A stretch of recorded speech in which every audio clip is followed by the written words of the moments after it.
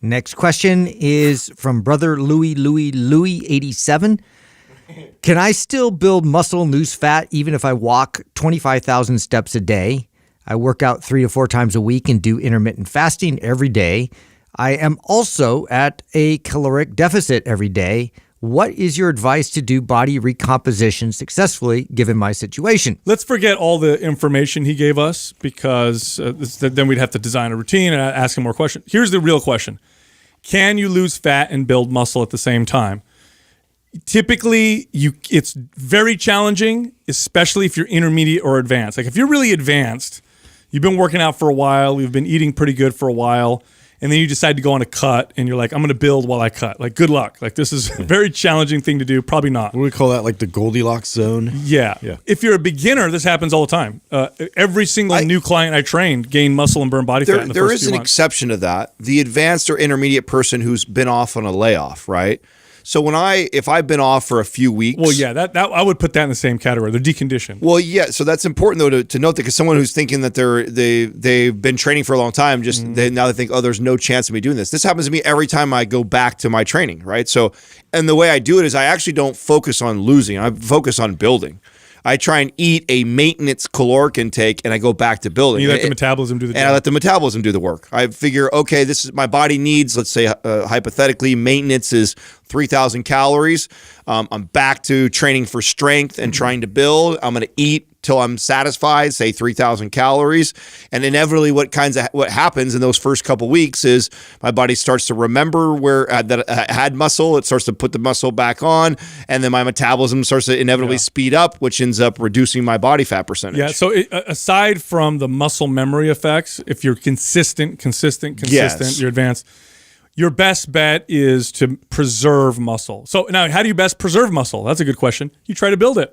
The goal is always to try to build muscle because if you're trying to build muscle and you're doing it right, you're more likely to preserve muscle than if you weren't. But in a calorie deficit, it's very difficult in a calorie deficit, especially if you're advanced, to build and while losing body fat. Beginners, like I said, every client I trained as a beginner, the first few months, that's exactly what we saw. Get those newbie gains. Yeah, I would see them gain muscle and burn body fat, and it happened all the time. I do think the advice to this person though is to get out of the deficit. So if your goal is to try and to build muscle and you want to lean out also, being in a caloric deficit and moving that much and training that much is not advantageous. Like it's going to be really tough for this person to build muscle right here. They're more likely to break down. That's true. Now, are you guys familiar with, this is it's a famous study done in the 1970s, maybe late 70s, with Casey Viator and Arthur Jones, called the Colorado Experiment.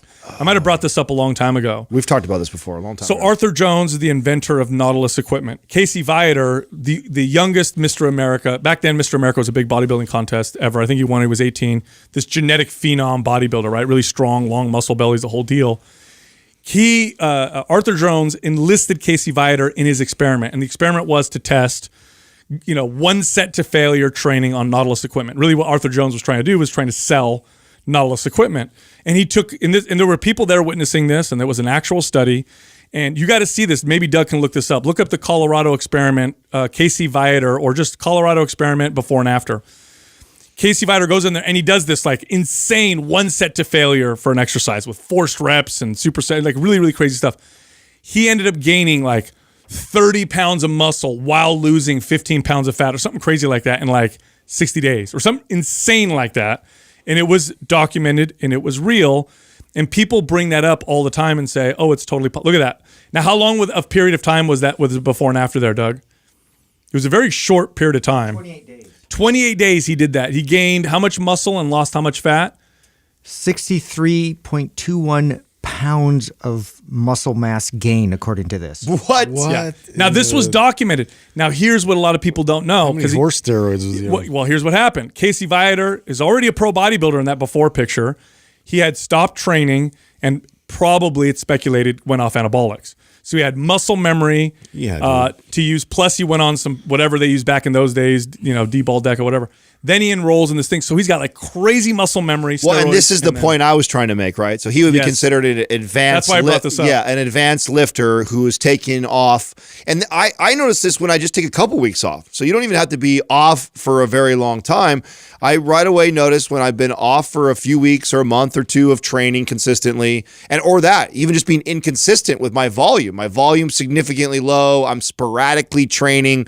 And just getting back up to my normal volume of training and back to eating correctly and getting enough protein intake and calories like I should. And you get that transfer. Yeah, I get that nice little build a little bit of muscle, burn a little bit of body fat. So it is possible for that. But what you're saying is so true, is that if you're somebody who's asking this question and you haven't missed a workout in 2 years and you're training, 3 to 5 days a week and you've scaled and progressively overloaded multiple different ways, yeah, really hard for that person to continue to build muscle and burn body fat. Yep. They've gotten most of those benefits already.